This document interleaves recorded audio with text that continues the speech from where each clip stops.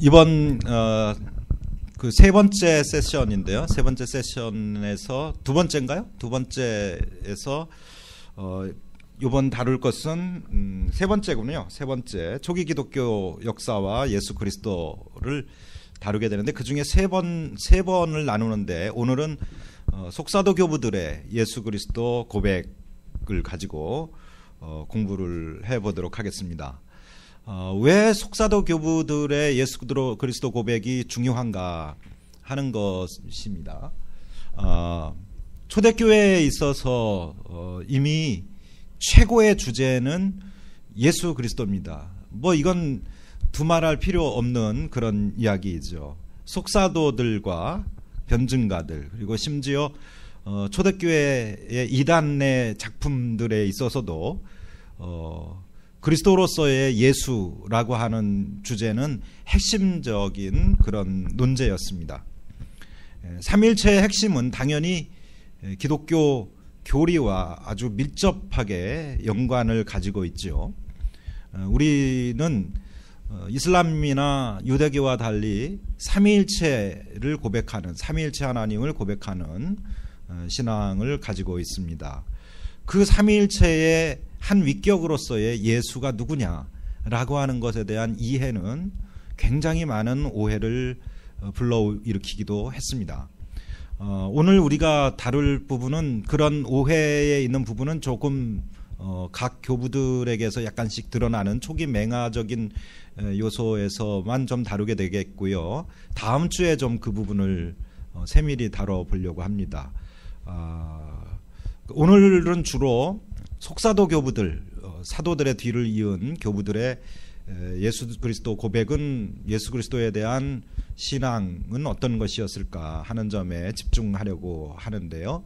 대체로 6명의 교부를 선택해서 다뤄보려고 합니다.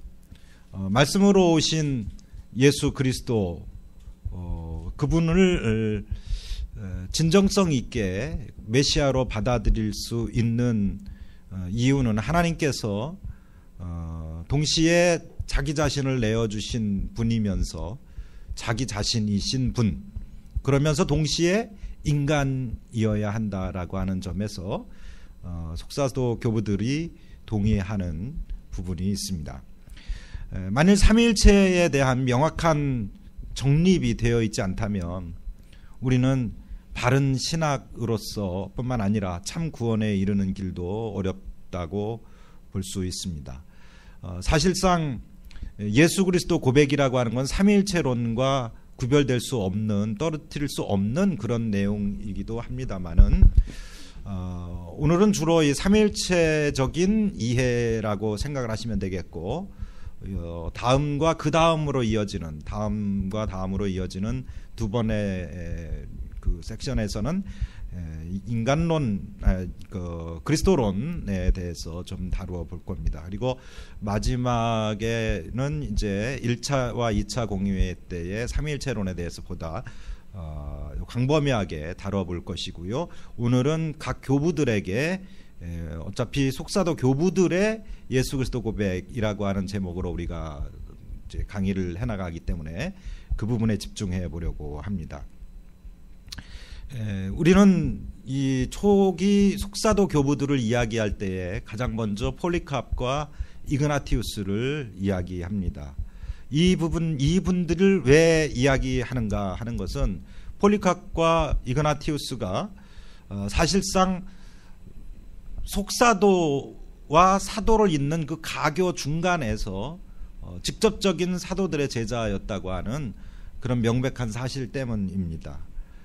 이것은 무슨 말인가 하면 예수 그리스도 신앙을 이들이 어떻게 이었는가라고 하는 것에서 사도들의 그 예수 그리스도 신앙 고백을 그대로 이어가는 중요한 통로가 되었다는 점에서 매우 중요한데 이 두 분 다 그리스도의 신성을 강조합니다. 초기 이 시대의 속사도 시대를 보면 상당히 좀 오늘의 기독론과는 약간 차이가 있습니다. 삼일체론과도 약간 차이가 있어요. 이유가 있습니다. 이 200년대 AD 200년경 늦게는 200년이지만은 좀 더 명확히 얘기하면 AD 120년 정도 어간 110에서 120년 어간 곧 제2차 유다 전쟁이 끝나는 이 시점을 중심으로 이 시점에서 기독교와 유대교가 분리되거든요. 그러니까 유대교적 사고 신관 유대교적 신이해를 가지고 있는 사람들에게 있어서 초기 기독교인들에게 있어서 예수라고 하는 존재를 이야기할 때는 매우 오늘과 좀 다른 유대교적 이해 안에 율신신앙 안에 천착하고 있다는 것을 우리가 이해하고 넘어가야 됩니다. 삼위일체 신앙이 확립된 것은 사실상 325년입니다. 니케아 공의회 때이기 때문에 그 이전까지는 우리가 삼일체 신앙이 정립되는 신학으로서 정립되는 맹아로서의 기간으로 우리가 보면서 넘어가야 한다는 것, 우리가 양해하고 넘어가야 한다는 거죠. 속사도 교부들을 이해할 때에 아직 교리가 정립되기 전이었다라고 하는 점을 이해하면서 우리가 보도록 하겠습니다. 한편 이레니우스가 이런 얘기를 합니다. 폴리캅은 사도들에 의해서 지명되고 세워졌다. 폴리캅이 얼마나 중요한 인물인가 하는 것을 이야기를 하는 것이죠. 사도들의 가르침에 대해서 그가 직접적인 가르침을 받았기 때문에 사도 요한의 제자로서 직접적인 가르침을 받았기 때문에 그가 말한 것이 곧 사도들의 가르침과 같다라고 하는 그런 이야기를 이레니우스가 할 정도였습니다. 특별히 유세비우스라고 하는 교회사가도 이 폴리캅의 생애 순교 사화를 기록할 정도였으니까 얼만큼 이분이 이 제자로서의 존경을 받았는가 하는 것을 우리가 이해할 수가 있겠습니다. 그리고 이분은 아까 말씀드렸던 것처럼 사도 요한과의 관련성 때문에 더더욱 이 속사도 교부들의 그리스도 신앙에 있어서 매우 중요한 가교가 되고 있다는 것을 우리가 이해하면 되겠습니다. 폴리캅이 누구냐 하는 것을 우리가 좀 이해를 해봐야 되겠죠. 서머나의 주교였습니다. 서머나는 지금의 터키의 이즈미르인데요. 이 서머나의 주교로서 약 70년 AD 70년경에 활동했던 분입니다. AD 70년이라 그러면은 티투스 장군에 의해서 예루살렘이 함락되던 바로 그때입니다. 제1차 유대전쟁이 있는 그때죠. 역시 사도 요한의 제자로서 이분은 가장 하나님을 닮은 사람이다. 하나님의 신성을 가진 사람이다라고까지 이야기될 정도였어요. 그러니까 얼마나 그 추앙하는 정도가 컸는가 하는 걸 알 수 있겠죠. 하나님을 가장 닮은 사람, 멋진 이름이었다고 생각합니다. 이분이 집에서 체포되어 가지고 군인들에게 음식을 제공하고 자기 체포하러 온 군인들에게 음식을 제공하고서 기도하고 체포되어 갔다는 유명한 얘기가 있지 않습니까? 초대교회 교인들의 그 덕성을 잘 이해해 준다고 생각합니다. 그 기둥에 묶여 가지고 이제 죽임을 당하는데 그때에 화형을 시키기 위해서 불을 질렀지만 불이 안 붙어 가지고 결국은 창으로 칼로 난자해 가지고 그렇게 해서 순교를 당하는 그런 사화가 유세비우스에 의해서 기록되어 있습니다. 순교는 155년경에 순교합니다. 그러니까 이분이 86세 때 순교를 하거든요. 그러니까 배교를 요구를 하는데 거기에 대해서 하나님께서 나를 한 번도 나쁘다고 하지 않았는데 내가 어찌 나의 왕 나의 주님을 원망하고 욕되게 할 수 있겠습니까 하면서 어서 나에게 죽음을 주십시오, 불을 붙이십시오 해가지고 불을 붙였는데 불이 안 붙은 거죠. 그런 정도로 이분의 순교사화는 아주 교회사에서 유명한 최고의 순교사화라고 이야기를 할 수 있는 그런 분입니다. 이분이 빌립보에 편지를 씁니다. 빌립보서. 그리고 이분의 이 빌립보서는 초기 기독교에서 신조로서 혹은 교리로서 정립되기 이전에 예수를 어떻게 보았는가, 어떻게 말했는가라고 하는 것을 이야기할 수 있습니다. 혹자는 이 부분에 대해서 초기 기독교가 성서에 있는 예수, 성서에서 말하는 예수와 초기 기독교가 예수를 다르게 말하고 있다라고 말하는 사람들이 있어요. 그런데 그것이 아니라는 사실을 이분이 보여주고 있다는 거죠. 빌립보서 12장 2절에 보면은, 이건 이제 우리 신약 성경을 말하는 게 아니라 지금부터 제가 뭐 빌립보서, 에베소서 뭐 이런 식으로 얘기를 하면 이것은 그 교부가 쓴 겁니다. 우리는 대부분이 이렇게 우리 신약 성서에 있는 그런 빌립보서, 에베소서, 무슨 뭐 이런 베드로서 이것만 생각하지 그 이외의 문헌들이 대단히 똑같은 이름의 문헌들이 많았다는 것을 간과하기 쉬운데요. 여러분들은 뭐 능히 다 아시겠지만은 일반적으로 교인들에게는 빌립보서 그러면 성경의 빌립보서이겠지만은, 자, 오늘 여러분들이 저와 공부하시는 동안에 제가 말씀드리는 것은 교부들의 문헌이다, 이렇게 생각하시면 됩니다. 빌립보서 12장 2절에 보면 하나님과 우리 주 예수 그리스도의 아버지라는 표현을 합니다. 이게 무슨 얘기입니까? 하나님과, 여기 예수를 우리 주라고 표현하죠. 주라고 하는 것은 뭐예요? 내가 종으로서 나를 샀다라고 하는 의미거든요. 여기 하나님과 우리 주 예수 그리스도의 아버지라고 말을 하고, 우리의 주님이요 하나님이신 예수 그리스도, 곧 하나님의 신성을, 그러니까 예수의 신성을 말하고 있다는 거예요. 벌써 이건 교부들에게 있어서, 정통 교부에게는 누구에게나 다 하나님의 신성을 부인한 교부는 없습니다. 또 약화시키는 정통 교부는 없다는 점을 우리가 이해를 해야 됩니다. 그런데 이 점에 대해서 이제 신성을 약화시키는 경우, 인성을 약화시키는 경우, 혼합시키는 경우, 이런 경우들이 이제 생기거든요. 이런 경우들에 대해서는 우리가 이제 다음 주에 세밀하게 좀 나누어서 동서방 연결하면서 좀 이해를 해보려고 합니다. 이 폴리캅이 또 이런 얘기를 해요. 하나님이시며, 그러니까 예수를 하나님이라고 분명히 표현하는 거죠. 우리 주 예수 그리스도의 아버지, 그리고 영원하신 대제사장, 그러니까 성자라는 개념이 지금 여기에서 사용되고 있다는 거죠. 폴리캅도. 그리고 영원하신 대제사장이라고 표현합니다. 그래서 하나님의 아들 예수 그리스도께 기도하오니, 기도의 대상으로 보는 거죠. 이건 뭐예요? 그의 신성에 대한 인정이고 의뢰, 의탁이다, 이렇게 말할 수 있습니다. 이런 폴리캅의 가르침은 사도들의 가르침과 일치하는 것입니다. 곧 예수는 하나님이시다.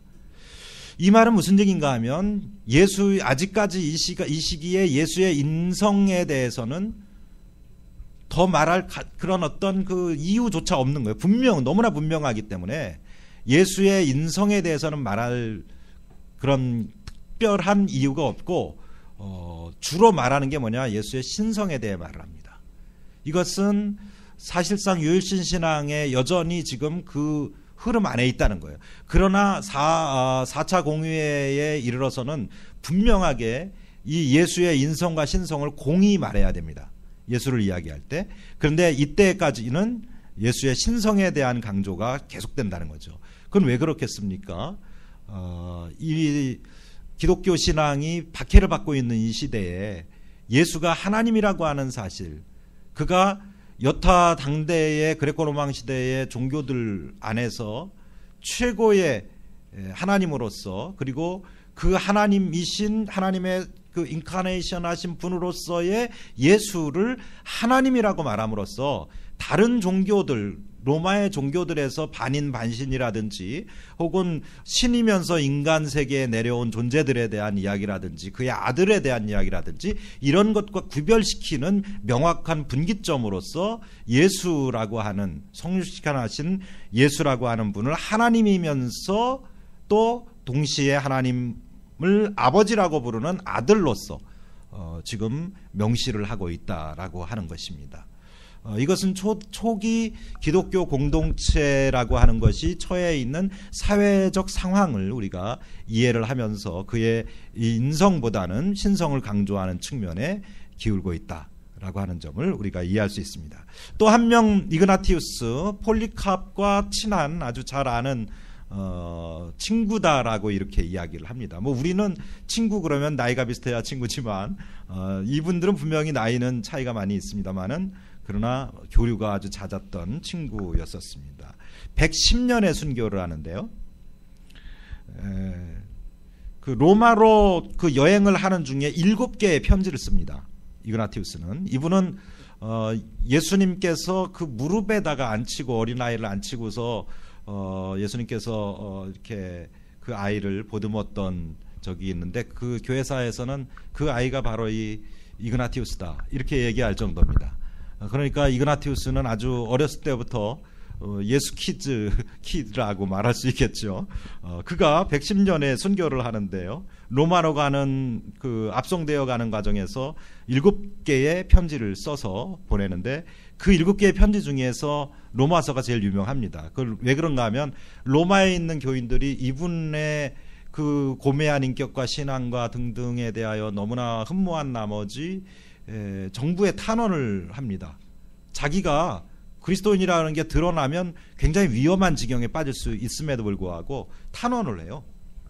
이분을 살려달라고 재판을 공정하게 해달라고 탄원을 합니다. 그런데 이분이 순교의 열망이 너무나 강해가지고 내가 거기에서 그 탄원에 의해서 풀려나면 나는 그리스도의 제자가 될 수 없다. 그런 생각을 합니다. 그래가지고 편지를 쓰는데 로마서가 바로 뭐냐면 쉽게 표현하면 순교의 권면이다라고 말할 수 있어요. 나는 순교를 위해서 이 길을 간다. 그러니까 내 길 막지 말아라. 나를 위해서 탄원하지 마라.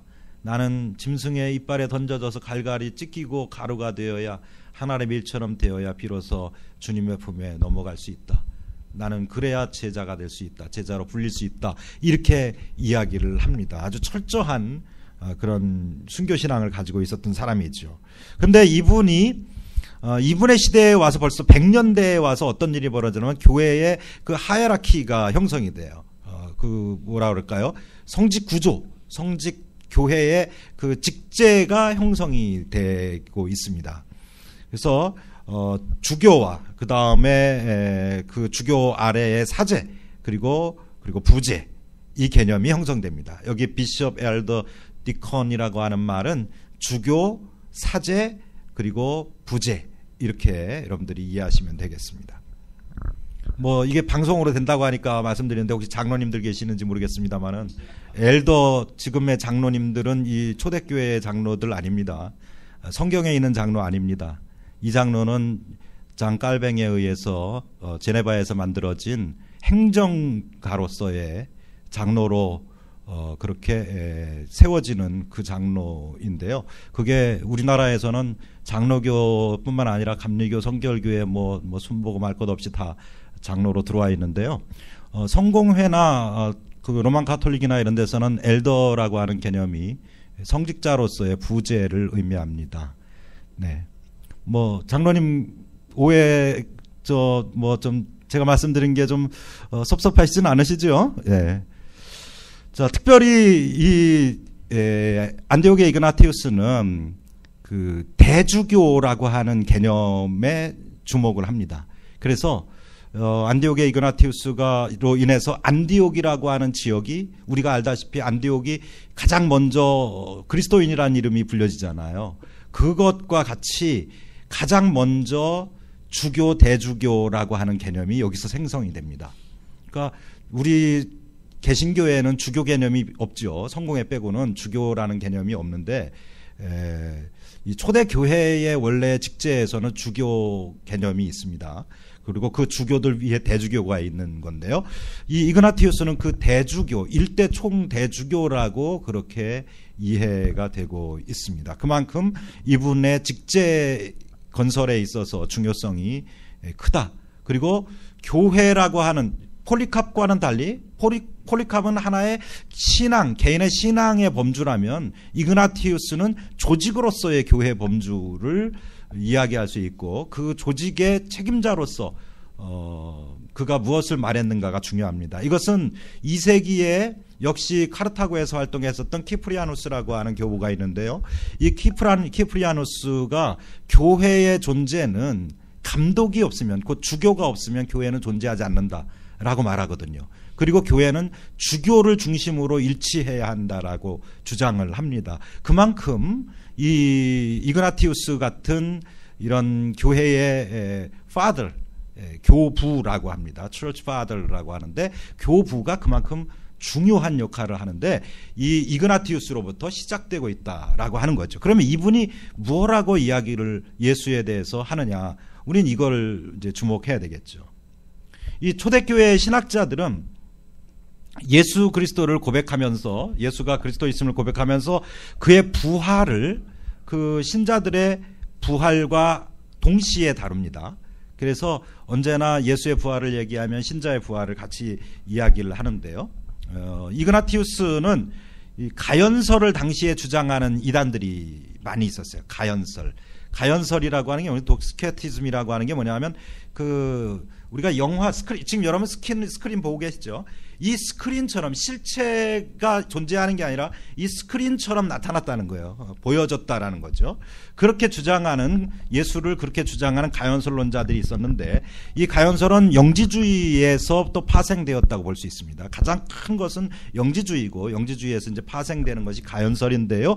이 가연설자들 그리고 영지주의자들을 반박하면서 이야기를 합니다. 그러니까 이단이 사실상 정통보다 이단이 더 먼저 생겼다고도 할 수 있어요. 어떻게 보면 정통이란 용어는 이단에 대하여 그 엔타이테제로서 생긴 게 그게 정통이란 용어입니다. 사실은 교회의 형성은 이단이 먼저 생김으로 교회가 생깁니다. 우리는 거꾸로 생각할 수 있잖아요. 근데 그렇지 않아요. 신앙의 존재가 있다가 그 신앙을 가지고 모인 이단적 그룹들이 형성이 되고 그리고 그 그룹들로 인해서 그 그룹이 가지고 있는 신앙에 대한 질문을 하면서 캐톨릭 처치, 곧 공교회가 형성이 되는 겁니다. 그리고 그 공교회의 최초의 신앙 고백이 바로 325년 니케아 신앙 고백이고 381년에 재확인된 니케아 콘스탄티노플 신앙 고백인 것입니다.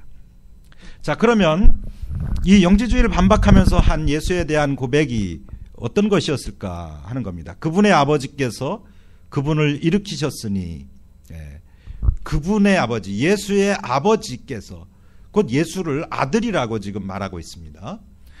그분의 아버지께서 그분을 일으키셨으니, 이때의 이 부활이라고 하는 개념, 아까 말씀드렸던 것처럼 이 개념이 타종교들, 당대의 타종교들 개념과는 확연하게 구별되는 겁니다. 신이 죽었다가 살아나는 거예요. 그것도 인간이 되어서 죽었다가 다시 살아났는데 그는 다시 하나님의 신성을 가진 원래의 그 존재가 다시 살아나서 그가 다시 우리에게 오실 것이다 라고 하는 것이 당대의 타종교와의 그 경쟁사회 속에서 기독교가 죽음을 무릅쓰고 말하여왔던 예수였다는 거죠. 자, 예수님은 참으로 죽은 자 가운데서 일으켜졌습니다. 이와 마찬가지로 그분의 아버지께서 예수 그리스도를 믿는 우리들도 그분을 통하여 일으키실 것입니다. 그분을 떠나서 우리는 참 생명을 가질 수 없습니다. 역시 예수를 통하여서 우리가 참 생명을 얻는다라고 하는 이 점을 이그나티우스가 벌써 강조하고 있다는 것입니다. 물론 이것은 우리가 사실상 이 예수가 누구냐라고 하는 걸 다루는 이 부분은 우리가 익히 믿고 고백하는 내용이지요. 똑같은 얘기 동어반복일 수 있는데요. 그래서 사실은 예수가 누구냐라고 말하기 위해서는 예수가 누구가 아니다라고 말을 해야 됩니다. 이건 무슨 얘기인가 하면 이단들, 소위 말해 아까 일례로 가연설을 이야기했습니다만 가연론자들이 뭐라고 예수를 말했느냐, 영지주의자들이 뭐라고 얘기를 했느냐 하는 이런 것들을 말함으로써 예수는 그게 아니로 B가 아니고 A다. 예수는 B-가 아니고 A다. 예수는 B-가 아니라 W-가 아니라 예수는 A다 라고 궁극적 대답, 예수는 하나님의 아들이시고 그는 우리에게 다시 오실 분이시다 라고 하는 예수에 대한 우리의 공통의 신앙 고백을 하는 것으로 결국은 돌아갈 수밖에 없어요. 할 말은 그거밖에 없습니다. 결국은.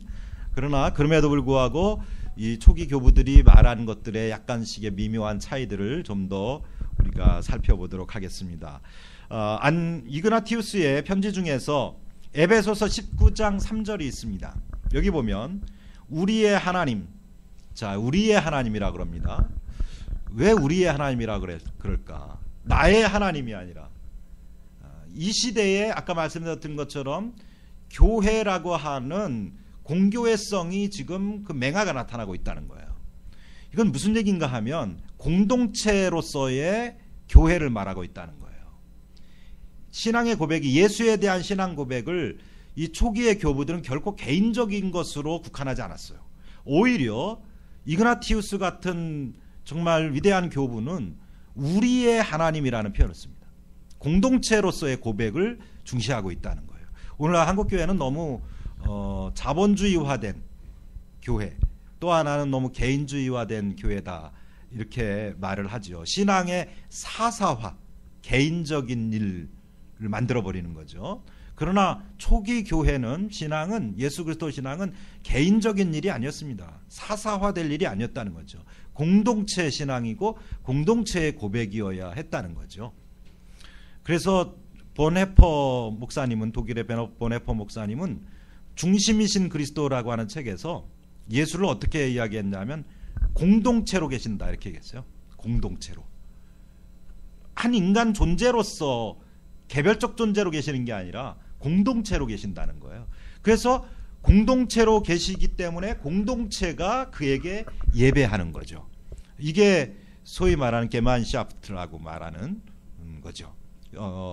자, 좀 넘어갔습니다만은 우리의 하나님 그리스도 예수께서 하나님의 섭리에 따라 마리아에게서 수태하셨다. 예. 여기 그리스도 예수께서 하나님의 섭리에 따라, 하나님의 섭리에 따라, 하나님의 계획에 따라서, 여기 계획 섭리라고 말하는 이것을 오이코노미아라 그래요. 우리가 그 영어로 이코노미라고 하죠. 경제, 경제인데 이게 이제 이 오이코노미아에서 와요. 이건 뭐냐면 경륜이라는 말 혹은 섭리라는 말로 말인데요. 하나님의 구원하시는 구원 경륜에 의해서 예수께서 오셨다는 거죠. 그냥 어느 날 하나님이 느닷없이가 아니라 하나님의 계획 안에서, 그의 오이코노미아 안에서 왔다는 거예요. 근데 그 오이코노미아에는 질서라는 의미가 있어요. 질서. 그러니까 그 하나님의 아주 세밀하고 세부적인 계획과 질서 안에서 그가 왔다는 거죠. 자, 그러면서 마리아에게서 수태하셨다. 자, 드디어 폴리카크와 조금 다른 측면이, 약간의 다른 측면이, 다르다기보다는 조금 더 발전된 측면이 나오고 있습니다. 그 뭐냐, 마리아에게서 수태하셨다는 거예요. 왜 그러면 이 이그나티우스는 마리아에게서 수태하셨다는 말을 강조했을까? 그것은 이 시대에 지금 예수의 인성에 대하여 약화시키고 있는 이단들이 존재하고 있었다는 거예요. 조금 아까는 제가 폴리카프를 이야기할 때는 예수의 신성을 강조하는 그런 측면을 말씀드렸잖아요. 그러다 보니까 예수의 인성을 간과하고자 하는, 약화시키는 그런 소위 말하는 기독론들이 나오고 있다는 거죠. 기독론이라고 우리가 지금 말하지만 사실은 그 당시에는 그들의 신앙 고백입니다. 그러나 그런 신앙 고백이 아니다, 그거 틀렸다라고 말하는 거예요. 명백히 예수는 마리아에게서 수태하셨다는 거죠. 무슨 얘기입니까? 인간이란 얘기죠. 너와 나와 같은 인간이라는 거예요. 이건 좀 다른 얘기입니다만은 그 가톨릭이나 로만 가톨릭이나 정교회 같은 데에서, 정교회는 좀 덜 사용합니다만은 십자가 고상을 사용해요. 근데 그 십자가 고상 사용하는 거에 대해서 여러분 여기 목사님들 듣고 계시는지 모르겠습니다만은 목사님들 중에 설교 시간에 우리 천주교는 십자가에 달린 예수를 믿고 우리는 부활하신 예수 믿는다, 이따위 소리 하시면 안 됩니다. 그건 무식한 소리예요. 천주교에서 고상을 사용하는 것은, 고상은 원래 초기부터 사용하게 된 이유가 있어요. 그거는 예수 그리스도의 인성을 약화시키는 이단에 대항하기 위해서 십자가에 예수님을 거기에 그 십자 고상을 사용하게 되는 거예요.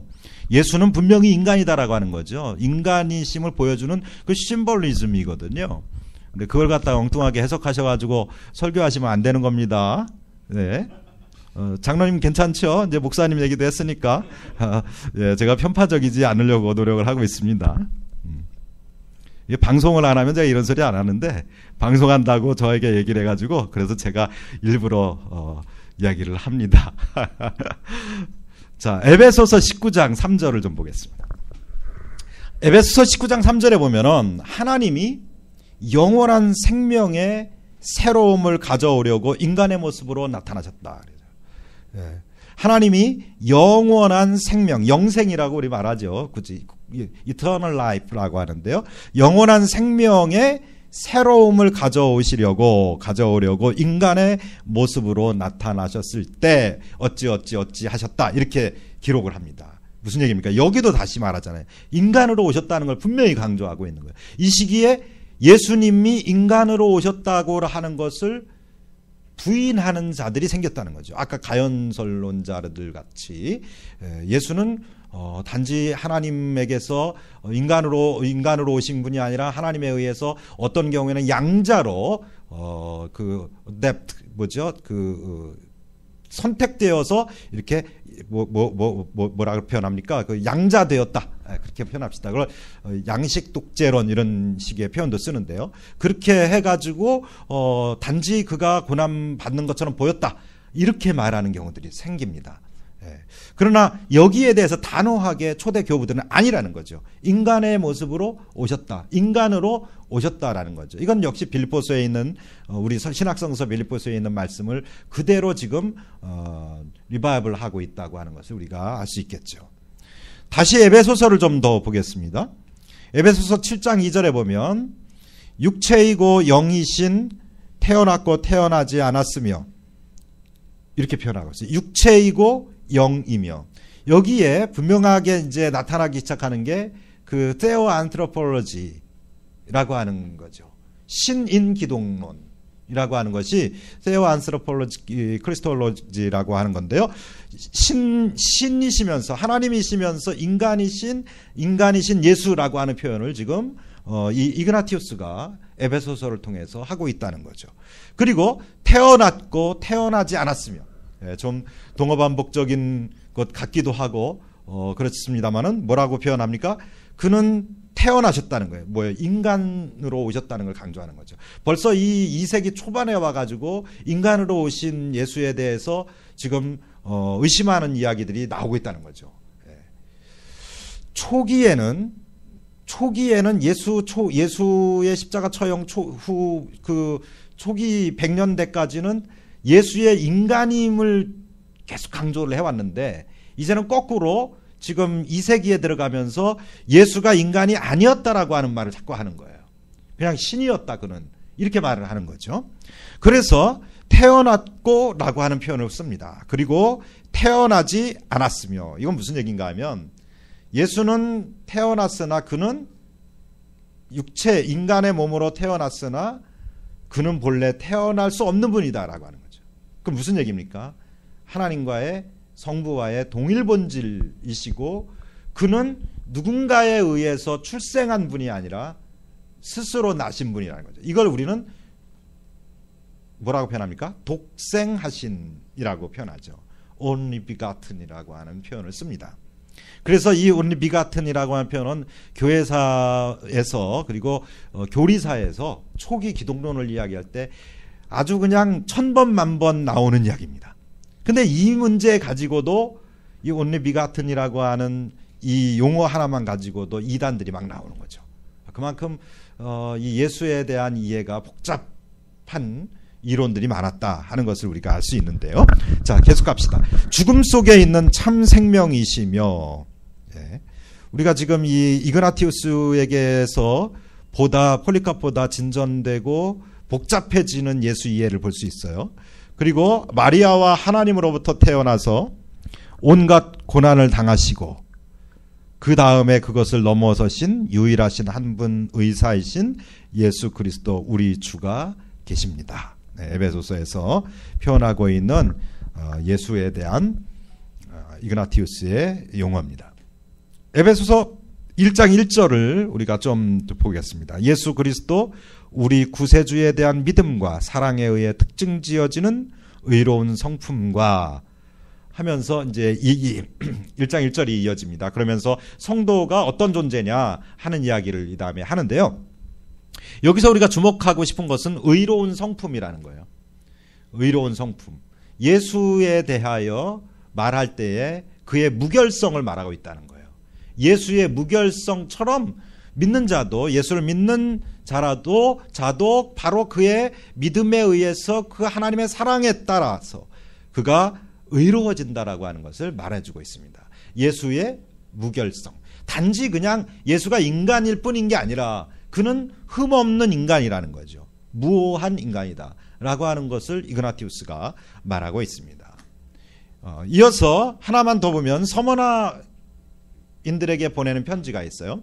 거기 1장 1절에 보면 이렇게 말합니다. 너를 지으시고 지혜롭게 하시는 예수 그리스도께 영광을 돌리노라.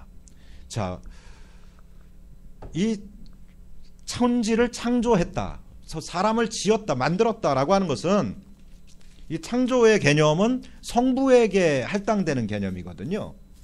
그런데 지금 이 이그나티우스는, 죄송합니다, 이걸 또 선물로 사주신 분께 제가 감사하기 위해서 이 방송에다가 이렇게 보여드립니다. 이거 상표는 가렸습니다. 이렇게 이 터치바이블 선교회는 사랑이 넘칩니다. 제 잔이 넘치나이다. 넘쳐서 제가 미리 조금 먹었습니다. 죄송합니다. 이렇게 맛있는 거 혼자 이렇게 먹어서.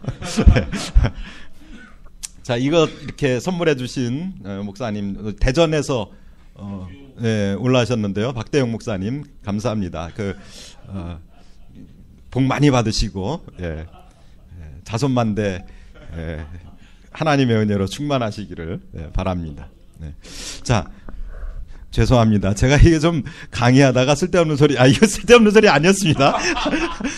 훌륭한 소리였어요. 그런 말을 좀 안 해야 되는데, 이거는 방송을 저에게 한다고 먼저 공지를 안 하셨기 때문에 제가 역공을 좀 하겠습니다. 자, 서머나인들에게 보내는 편지 1장 1절에서 너를 지으시고, 벌써 창조주로서의 예수를 말하고 있어요. 그러니까 이것은 초기 교회의 그리스도 신앙의 발전을 우리가 보는 거예요. 그냥 단지 하나님이다라고 우리는 지금 너무나 쉽게 신앙의 고백을 하잖아요. 그분은 하나님이다, 그분은 하나님 아들이다, 그분은 누구다라고 쉽게 고백을 하지만, 이 시대는 그리스도 신앙 고백을 통하여 그는 목숨을 버려야 되는 시대예요. 그런데 공개적으로 지금 이 이그나티우스는 편지를 통해서 어디에서 어떻게 발각될지, 어떻게 퍼져나갈지 모르는 그런 것을 통해서 그는 하나님이시다, 천지를 지으셨다라고 말합니다. 이 점은 당대의 기독교 안에 유대교적 기독교인들이 존재하고 있었어요. 아까 말씀드렸던 것처럼 아직 여전히 유대교와 완전히 분리되지 않은 유대교의 품 안에 있는 그리스도교라고요. 그런 상황에다가 설사 유대교와의 거리를 가지게 된 110년 내지 120년 어간 이후라 할지라도 여전히 율법의 유대교적 기독교라고죠. 이 유대교적 기독교, 할례를 받아야 한다거나 이런 이유를 말하는 거죠. 이런 사람들이 존재하고 있는 이때에 예수를 가리켜서 너를 지으시고 라고 말하고 있는 거죠. 창조주로서의 예수를 말하고 있습니다. 그리고 지혜롭게 하시는 예수 그리스도. 여기 지혜롭게 하시는 예수 그리스도라고 하는 것은 성령을 의미한다는 거죠. 성부와 성자와 성령이라고 하는 삼위일체에 대해서 명확하게 설명하고 말하진 않지만 지금 삼위일체적으로 예수를 이해하고 있다는 거죠. 그런데 이 이그나티우스는 삼위일체적으로 예수를 이야기할 때, 이걸 좀 어려운 용어인데요, 나중에 설명 다음 기회에 드릴 텐데, 페리코레시스라 그래요. 페리코레시스. 그래서 예수의 그 교류, 성부, 성자, 성령의 교류에 그런 차관을 두고 지금 이그나티우스는 예수를 설명하면서 예수를 창조주 하나님으로서 그리고 성령으로서 설명하고자 하는 맹활을 보여주고 있다라고 하는 겁니다. 이렇게 이그나티우스와 폴리캅은 예수를 하나님이라고 분명하게 언급하고 있다는 사실입니다. 지금 아까 말씀드렸던 것처럼 아직 반복하지만은 325년 전까지는 적어도 하나님에 대한, 예수에 대한 신앙 고백은 하나님, Jesus is God, 여기에 머물고 있다는 거예요. 예수를 삼위일체적으로 고백하는, 지금 아까 서문화인들에게 보낸 편지 1장 1절을 설명하면서 삼위일체적으로 페리코레시스적으로 이해를 했다라고 말씀드렸지만, 그것은 그의 이해와 언어의 차원이지 도그마로서 아직 만들어지지는 않은 겁니다. 그러니까 이 시대의 신앙이 2단이네 3단인데 이야기하면 그거는 어불성설이다라고 하는 겁니다. 자, 다음에 이제 다른 교부로 넘어가 보겠습니다. 우리가 시간이 이렇게 많지 않기 때문에 1시간 반입니까? 1시간? 9시까지. 예, 9시까지죠. 자, 그러면 지금까지 보았던 두 명의 교부와 더불어서 조금 색다른 분을 우리가 다루어 보려고 합니다. 저스틴 유스티노스라고 하는 분인데요. 이 저스틴이라고 하는 분은 뒤에다가 이 마터라고 하는 단어가 붙어요. 왜냐? 순교자인데, 그럼 다른 사람도 이그나티우스도 폴리캅도 순교자인데 왜 그분들에겐 뒤에 안 붙느냐? 그분들 앞에는 세인트가 붙습니다. 원래 세인트가 붙는데, 이분은 세인트가 붙지 않고 그 저스틴 마터라고 하는데, 이유가 뭐냐면, 물론 이분도 세인트를 붙이는 경우가 있어요. 그러나 마터라고 특별히 붙이는 이유는 뭐냐면, 이분은 원래 그리스도인이 아니고 이방인이었어요. 이교 철학자였습니다. 헬레니즘 철학자였는데, 그가 회심을 해가지고 회심한 후에 순교를 당합니다. 그래서 그는 자기의 신앙을 고백하고 순교를 당한 이것을 높이 사서 이분에게 대해서는 순교자라는, 순교자 저스틴이라고 이렇게 부르게 되는데요. 100년에 태어납니다. 100년에 태어나는데, 그러니까 이그나티우스를 바로 뒤이어서 태어난다, 이렇게 보시면 되겠죠. 이분을 변증가라 그럽니다. 특별히 이 박해 시대에 순교자들이 있고, 또 하나의 부류가 이 변증가들입니다. 이 변증가들은 이교 철학자로서 철학적으로 기독교 신앙을 변증해준 그런 사람들입니다. 물론 이 사람들은 철저하게 헬라 철학적인 물이 깊숙이 배어 있기 때문에 이 사람들의 신앙 이해는 제자로부터 직접 온 신앙 이해가 아니라, 이들의 신앙 이해는 텍스트에서 오는 겁니다. 무슨 얘기인가 하면, 폴리캅이나 이그나티우스의 예수 이해는 자기들의 스승인 제자들, 특별히 요한에게서부터 이어져 내려오는 직접적인 전승에 의한 것이라면, 지금 이 저스틴 마터 같은 변증가들의 예수 이해는 텍스트에서 오고 있다는 거예요. 그들이 쓴 저술들에게서 오고 있다라고 하는 것. 그리고 당대의 교인들이 읽고 있었던 회람되는 여러 서신들, 거기에서부터 이들의 기독교 신앙에 대한 이해가 나타나고 있다. 그러다 보니까 이들은 헬라 철학적인 입장에서 예수를 설명하려고 하는 노력을 지속적으로 반복하게 되고, 그러다 보니까 우리가 가지고 있는 정통신앙적 모습, 오늘의 우리가 고백하는 정통신앙의 모습에서는 좀 벗어난 경우들이 나타나고 있다라고 하는 점입니다. 32세 때 이분이 이제 회심을 하게 되는데요. 굉장히 철학자니까 철학적이죠. 저도 대학 다닐 때에 매우 철학적인 그런 척하기 위해서 때로 고무신도 신고, 그리고 그 다 떨어진 그 옛날에 그런 게 유행했어요. 군대 그 야상 있잖아요.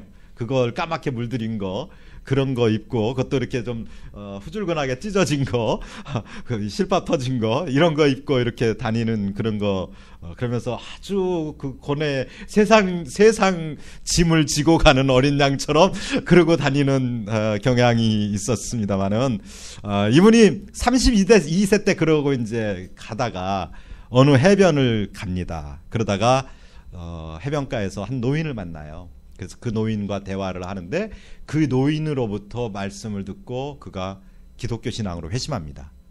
그래서 기독교 전승에서는 그 노인이 뭐 베드로다, 누구다, 막 이런 얘기까지 해요. 그러니까 그가 나타났다. 근데 이제 이분이 100년에 이제 세상 떠나고, 베드로는 64년에 순교하거든요.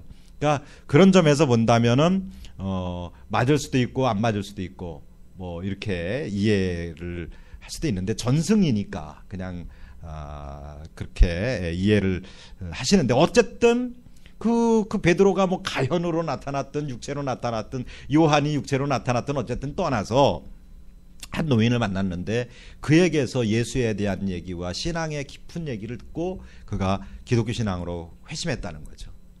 여러분, 적어도 목사라면은 이렇게 탁 해변에서 만났는데 한두 시간 설명하고 이야기했는데 그냥 회심해가지고 이 저스틴 마터 같은 사람 나오게 그 정도는 돼야 되지 않겠어요?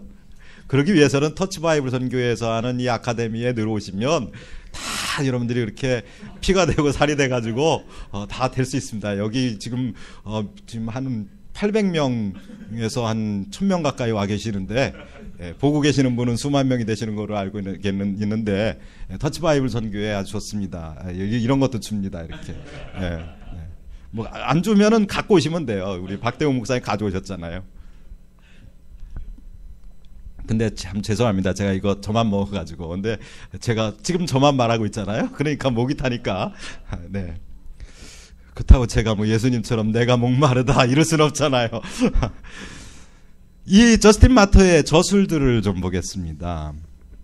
이분은 그 기독교인들의 행실이 당대에 얼마나 예수님 말씀하신 것처럼 너희 착한 행실을 보고 하나님 아버지께 영광을 돌리게 하라 그랬잖아요. 근데 이 초기 그리스도인들이 얼마나 그들의 행실이 참 인격적이고 본받을 만한가라고 하는 이야기들을 합니다. 그러면서 이런 도덕적인 면과 함께 주의 날에, 그러니까 오늘날로 말하는 그 주의 날이 주일이죠. 사실은 이게 그 교리보다는 법으로서 정해진 게 콘스탄티누스 대제 때예요. 이게 주일날을 공휴일로 선포하거든요. 아무도 딴 일 못하고 예배만 드리도록 아예 법으로 선포해요. 근데 그 이전에도 초기에는 토요일에 예배를 드리다가 금요일 저녁부터 토요일까지 예배를 드리다가 이제 이 벌써 100년 어간에 저스틴 마터 때에 100년 어간에 와가지고 벌써 주일에 예배를 드리기 시작했다는 거죠. 그러니까 주일에 예배 드리기 시작했다는 것은 유대교로부터 지금 젖을 떼고 있다라고 하는 말로도 연결할 수 있어요. 자, 그런데 주의 날에 예배를 드렸고, 그래서 저스틴 마터의 변증서 제1변증서와 2변증서가 있는데, 1변증서는 이 주일에 이 교인들이 모여서 어떻게 예배했느냐 하는 그 내용들을 상세하게 기록을 해둡니다.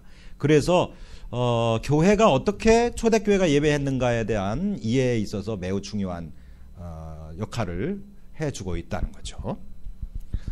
자, 그 다음에 여기 넘어가겠습니다. 넘어가고 165년에 이제 이분이 순교를 하게 되는데요. 이분의 그 쓴 책 중에 이런 게 있어요. 트리포와의 대화라는 게 있어요. 트리포라고 하는 사람이에요. 그 129장에 보면은 성서는 이 출생이 예수의 출생 말하는 거예요. 예수의 출생, 이 출생이 만물이 창조되기 전, 이 세상이 모든 만물이 창조되기 전이라는 거죠. 이 개념은 이교 철학자의 입장에서 볼 때 이건 매우 그 높은 차원의 철학입니다. 그래서 변증가들이 기독교를 변증할 때 철학적으로 변증하는데, 이 기독교 철학은 우리가 가지고 있는 철학을 능가한다라고 하는 입장에서 변증을 합니다. 그래서 여기에 보면 성서는 이 출생이 만물이 창조되기 전 성부에 의해 출생하신 것이라고 말한다.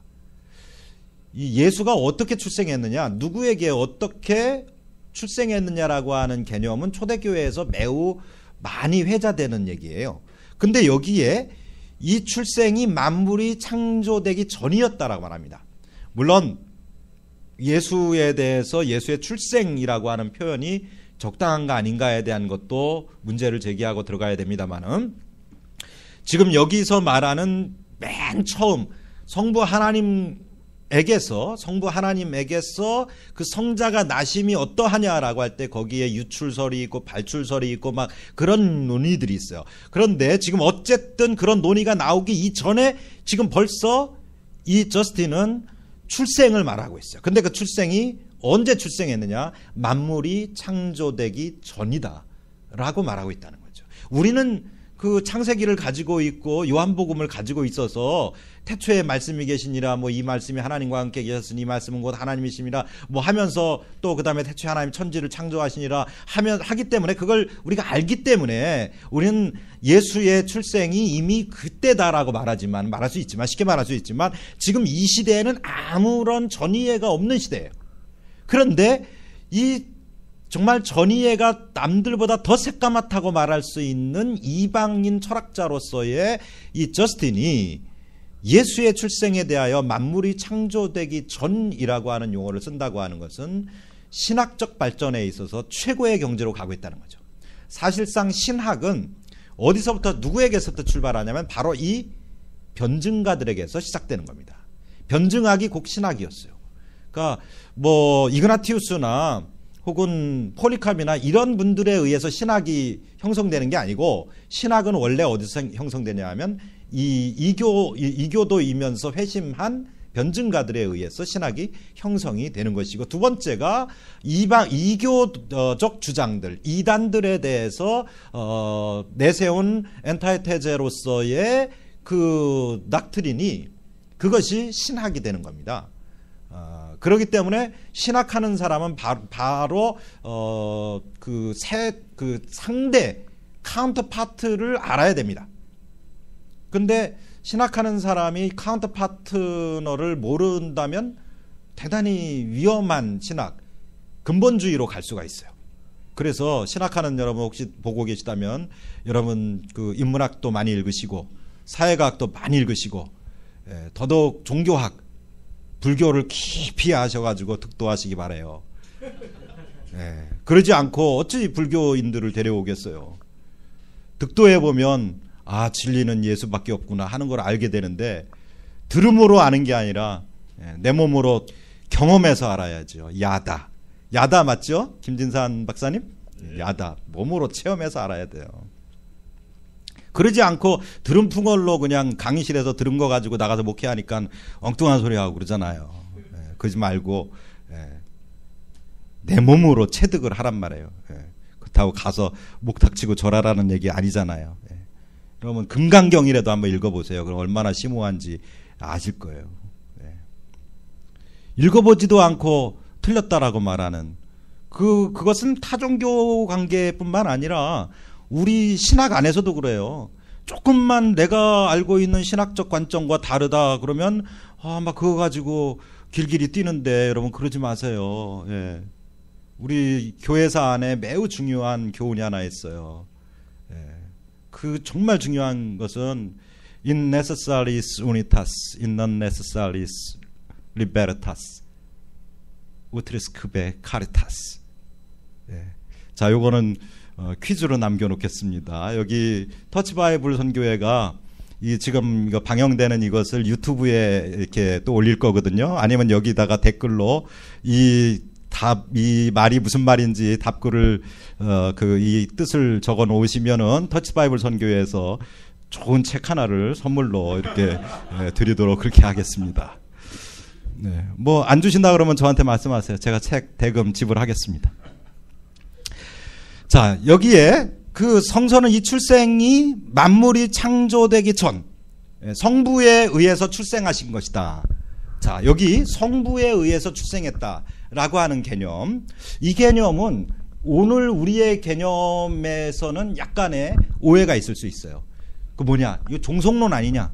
그래요. 맞아요. 초기 기독론은요. 초기 교부들의 기독론은 이 종속론적 요소가 상당히 있습니다. 이 점을 알아야 됩니다. 그러면 여러분들이 이 초기 기독론을 이야기한 폴리카비나 이그나티우스나 이 저스틴이나 이런 사람을 이단이라고 할 것이냐? 그럴 수 없죠.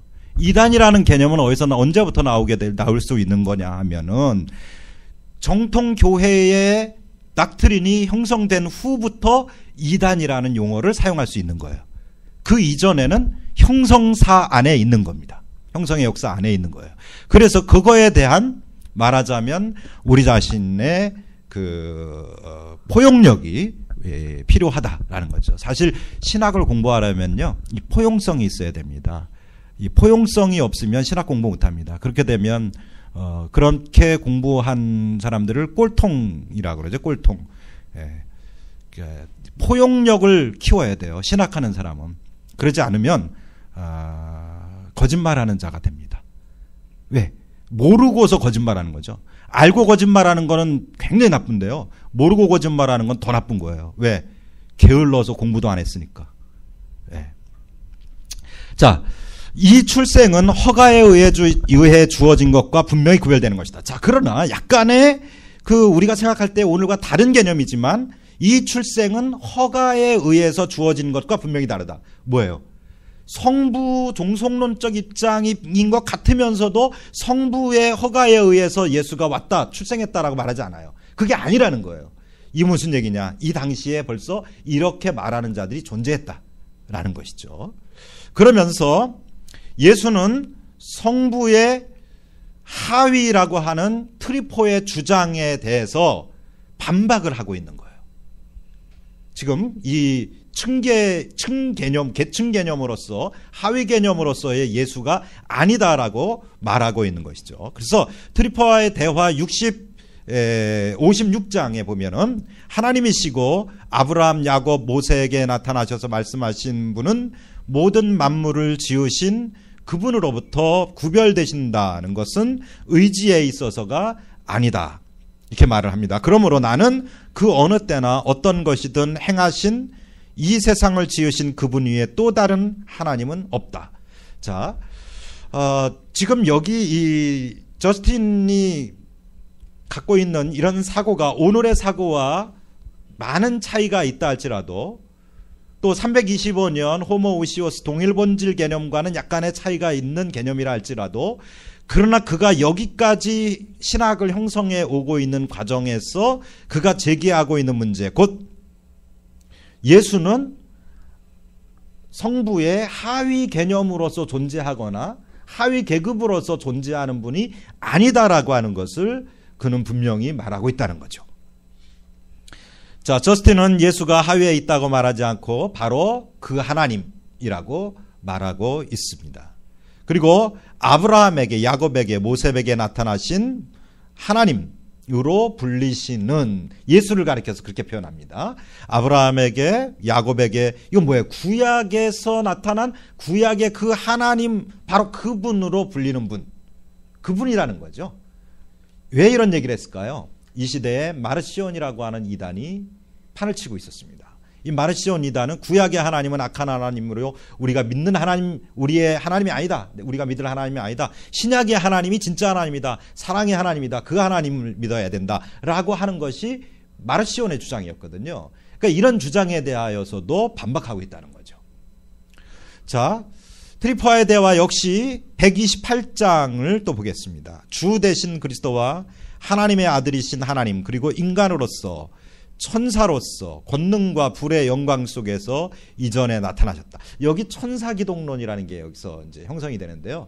설명을 안 하고 그냥 넘어가겠습니다. 그러니까 기독론에는 여러 종류가 있어요. 나중에 이제 우리가 다음 주와 그 다음 주에 공부하면서 그때 가서 이제 말씀드리겠습니다만은 지금 이 트리포와의 대화에서 말하고 있는 주 되신 그리스도와 하나님의 아들이시다라고 하는 것, 그리고 하나님 자신이다라고 하는 개념, 그리고 그가 인간이었고 천사였고 권능과 불의 영광 속에서 이전에 나타나셨다. 이건 뭐예요? 아까 언급되었던 것처럼 구약 성서 속에서 나타났다는 분이에요. 이분이 예수가 아브라함에게 나타났던 그분이다는 거죠. 호렙산에서 나타나고 모세에게 나타나고 아브라함의 그 장막에 나타나고 했던 바로 그분이다. 그분이 바로 예수다라고 말하고 있어요. 이건 굉장한 발견이라고 생각합니다. 구약의 개념의 하나님을 신약의 개념, 오늘의 이 당시의 그 신약 시대에 그 예수에게 가져온다고 하는 것은 그것도 이교도가 신앙인으로서 고백하는 것이 아니라 이 사람이 뭐로 말하는 거예요? 지금 그 변증가로서 제3자의 입장에서 예수를 말하고 있다는 거죠. 말하는데 이렇게 말하고 있다는 것은 굉장한 그 경지에 지금 이르고 있다 하는 것을 볼 수가 있습니다. 그래서 다시 말씀드리면 기독교 신앙은 기독교인이 내 신앙은 이래라고 말한 것보다는 이교도가 이교도가 저 신앙은 이래라고 말함으로써 형성되었다고도 말할 수 있어요. 엄밀히 따지면 객관적 신앙이라는 거죠. 주관적 신앙이 아니라. 우리가 신앙생활할 때도 자기 주관적 신앙에 자꾸 매몰되고 주관적 신앙에 빠져서 생각하고 말하는데, 기독교 신앙은요 처음부터 주관적인 게 아니었어요. 객관적이어야 했어요. 철저히. 그리고 객관화된 것이어야 된단 말이죠. 내 신앙을 객관화시켜놓을 줄 알아야 돼요. 내 신앙이 내가 생각하는 것이 옳은가 아닌가를 테스트해야 된단 말이에요. 끊임없이. 그러지 아니하면 주관주의에 빠지게 되죠. 그게 바로 이만희 아니고 누굽니까? 신천지 여기 보고 계시면 돌아오시기 바랍니다. 그게 정명석이에요. 자기 주관에 신앙을 주관적으로 해석하고 주관적으로 신앙하는 것. 그거 아니에요. 객관화해야 돼요. 신학을 한다는 것은 객관화하는 작업입니다.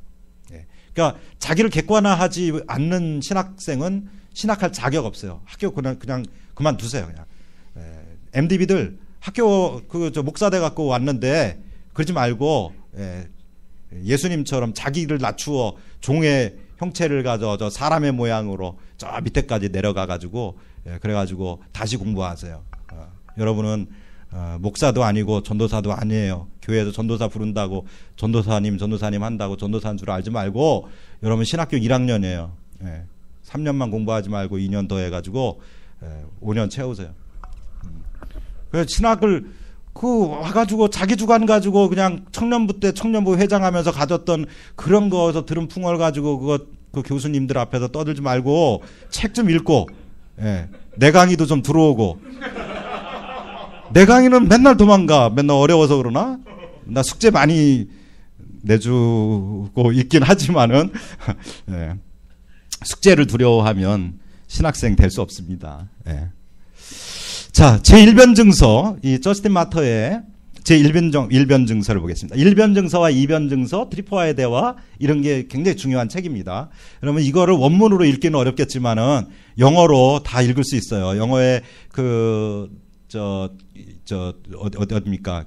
휘튼 대학 도서관 들어가면은 거기에 다 링크로 되어 있어요. 원문도 다 링크되어 있고 번역된 영어로도 다 되어 있고 그래요. 그러니까 휘튼 대학도 그렇고 또 뉴 어드벤트라고 하는 newadvent.org라고 하는 데 들어가시면 이 초대 교부들의 자료들이 다 있어요. 그걸 다 읽을 수 있어요. 그러니까 책이 없어서 못 읽었다, 돈 없어서 공부 못했다 이런 소리 못합니다. 이제 이 인터넷 시대에. 그러니까 공부 좀 하시고 기도도 열심히 하시지만은 기도원 간다고 마지막 주에는 시험도 빠지고 양해해달라고 그런 소리 하지 말고, 여러분은 학생이에요. 공부해야 돼. 공부 안 하고 전도사부터 돼버리면 안 돼. 자, 제1변증서 보십시다. 우주의 아버지는 성자를 가지셨다.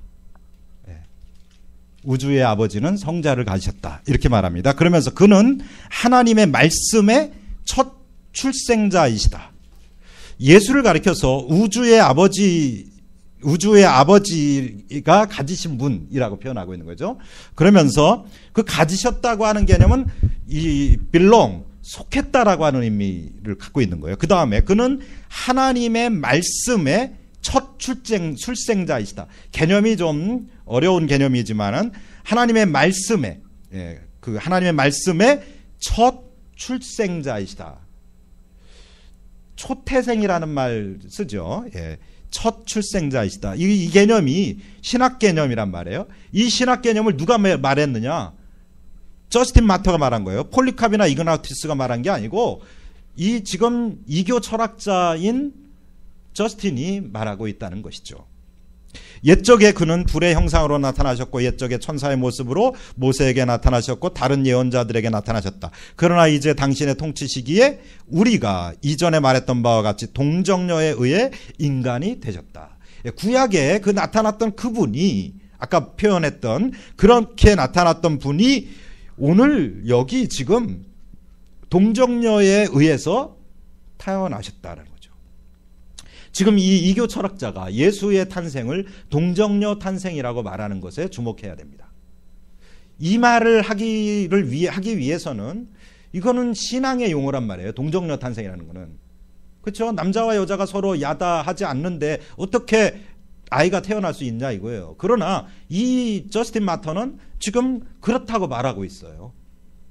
대단한 그런 통찰력이다. 그 텍스트에 대한 통찰력이다 라고 말할 수 있겠죠. 모르겠어요. 그 해변에서 노인에게 들어서 아는 건지는 모르겠지만 그것에 대한 내용이는 트리포와의 대화에도 잘 모르고 하지 그런 게 잘 안 나타나 있습니다만은 어쨌든 일변증서에 의하면 그의 말이 나오는데 이것은 그가 텍스트에 얼마나 천착하고 있었느냐는 거죠. 신학은요 인문학이에요.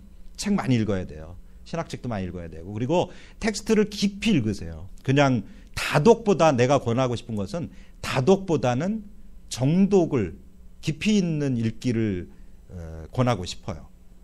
10권 읽는 것보다 2권을 깊게 읽어보세요. 한 학기에. 그러면 거기에서 이제 가지를 치는 것은 자기 능력이겠죠. 능력이 부족하면 기도하시면 하나님이 지혜 안 주시겠어요? 자, 제1변증서를 우리가 지금 보고 있습니다. 21장에 보겠습니다. 저스틴은 21장에서 불 속에서 모세와 예언자들과 장로들이 불 속 나타나신 분을 가리켜 하나님이라고 한 것은 성자를 말한 것이다. 이렇게 이 1변증서 21장에서 이야기하고 있어요. 그러니까 하나님 성부를 말한 것이다라는 거죠. 그래서 예수는 하나님이다라고 말하면서 뭐라고 얘기하냐면 여기에 1변증서에 하나님의 이름은 예수다 이렇게 말해요. 하나님의 이름이 예수다. 개념을 정리하는 거죠. 신학은 사실상 개념을 정리하고 개념화하는 게 신학이거든요. 그러니까 내가 신학했다 그러면서 자기의 용어를 개념화하지 못하면 안 됩니다. 그래서 여러분들이 갖고 계시겠지만 신학 용어 사전 있잖아요. 그거 잘 읽고 그 용어 정립을 정확히 하세요. 신학은 용어의 약간의 아와 어가 다르면 전혀 다른 뜻이 될 수 있어요. 그러니까 용어를 개념을 정리를 잘 하시기 바라요. 근데 이 사람이 저스틴이 하나님의 이름은 예수다라고 말하고 있습니다. 트리포와의 대화 126장을 좀 더 보겠습니다. 거기 보면 당신이 만약 예언자들에 의해 기록된 것을 이해한다면 당신은 그가 하나님이셨고 그렇죠? 이 예수의 선제성을 지금 말하고 있는 거예요. 하나님으로서의 선제성 그리고 독자이시고 출생하지 않으셨고 여기서 출생하지 않았다는 것은 무슨 의미인가 하면은 남자와 여자의 그 섹슈얼한 것을 통해서 섹슈얼한 관계를 통해서 거기에서 그 인간이 존재하게 되는 그런 존재로 나신 분이 아니라는 거죠. 독특하다라는 거예요. 출생하지 않으셨고 정의할 수 없는 하나님이라는 것을 부인하지 못한다. 인간의 언어로 정의할 수 없다. 여기에 정의할 수 없다라고 하는 용어는요. 이게 이제 동방교회로 가면은 이게 이제 그 말할 수 없다라는 그런 의미로 네거티브 테올로지라고 하는데요. 아포파시스라고 하는 신학으로 발전하게 됩니다. 그래서 우리가 무엇이라고 말하면 예수는 이런 분이다라고 말하면 이미 그건 예수에 대한 설명이 안 된다라고 말하는 거거든요. 지금 이 트리포와의 대화를 통해서 저스틴이 말하고 있는 개념이 바로 그런 개념도 포함되어 있다는 거죠. 이 저스틴은 예수가 성부 하나님과의 관계에서 차이점은 그러면 그 차이점이 있다고 아까 말씀을 드렸는데 위격에서 차이가 난다. 위격이라는 용어를 쓰고 있어요. 지금 그 앞서서 말했던 두 명의 그 사람은 위격을 얘기 안 해요. 근데 지금 이 사람은 위격이라는 용어를 써요. 페르소나. 근데 이제 이 페르조라라는 개념은 우리가 좀 이따 보겠습니다만은 그 카르타고의 터툴리안에게서 나오는 용어거든요. 근데 이 용어가 벌써 이 저스틴에게서 나오고 있어요. 물론 테르툴리아노스는 페르조나라고 하는 개념을 쓰고 있습니다만은 여기에서의 이 개념은 이제 위격이라는 이 개념을 역시 헬라적 입장에서 이해를 해야 됩니다만은 헬라어로 썼으니까. 그러나 어쨌든 존재의 차이가 아니라 존재 양식의 차이로서의 위격의 차이다라고 말하고 있는 거예요.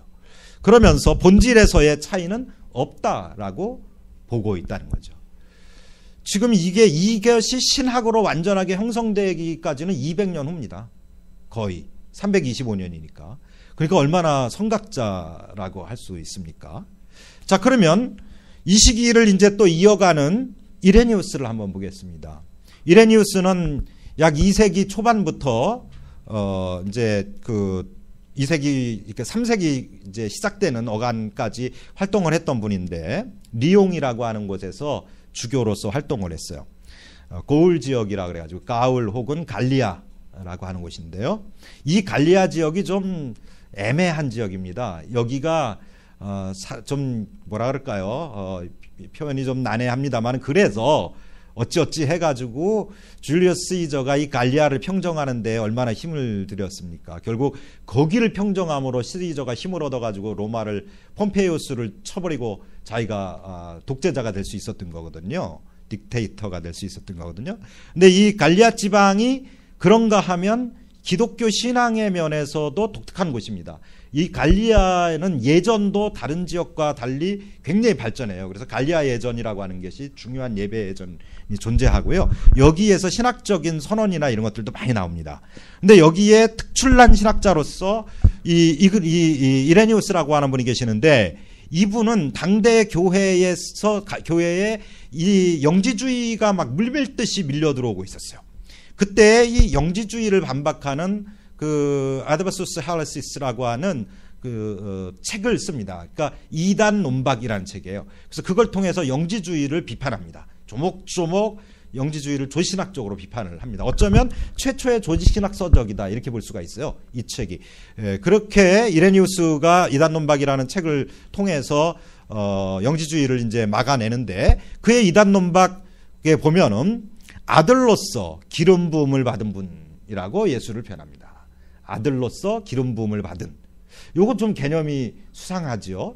아들인데, 우리 뭐 아들이라는 개념은 우리가 뭐 다 이제 알고 있는 개념입니다만은, 단지 거기에서 이게 어떤 아들이냐라고 할 때는 하나님과 동일 본질이냐, 아니면 하나님으로부터 하위 그 계급에 있는, 계열에 있는 존재냐라고 하는 데서 종속론이냐 삼일체론에 합당하냐라고 하는 차이가 있겠습니다만, 아직까지는 그런 얘기하기는 이르다 말씀드렸고, 어쨌든 아들로서 기름 부음을 받았다라는 표현을 쓰고 있어요.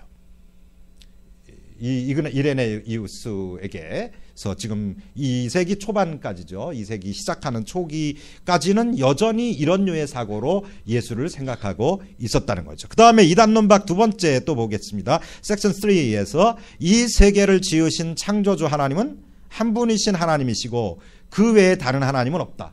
근데 예수가 그 하나님이라는 거죠. 그러니까 무슨 얘기냐면, 약간씩 자기의 언어에서도 혼동이 오고 있다는 거죠. 뭐냐, 우리처럼 어떤 신학적 표준이 세워져 있고 신학책이 있었다면 그렇구나 하고 배워서 가질 텐데, 이분들은 그게 아니라 신학을 지금 세워 나아가고 있는 거예요. 자기 몸으로, 자기의 언어로. 그런 개념으로 생각하시면 이분들이 지금 말하고 있는 개념들이 얼마나 발전적인 개념이고 놀라운 발전이고 그런 개념을 가지고 있느냐 하는 것을 우리가 이해할 수 있겠다 하는 유보를 한번 해봅니다. 자, 이단 논박 다시 한번 섹션 4에 보면, 말씀하신 대로 성령이 불러내셨고, 자, 여기에서 예수가 성령에 의하여 잉태되었다는 개념을 지금 말하고 있는 거예요. 성령이 불러내셨고 동정녀 출생과 그의 본질은 그가 하나님이라고 말한다. 그리고 그는 그가 인간이심을 보이셨다. 우리는 그가 단지 인간일 뿐이라고만 이해해서는 안 된다.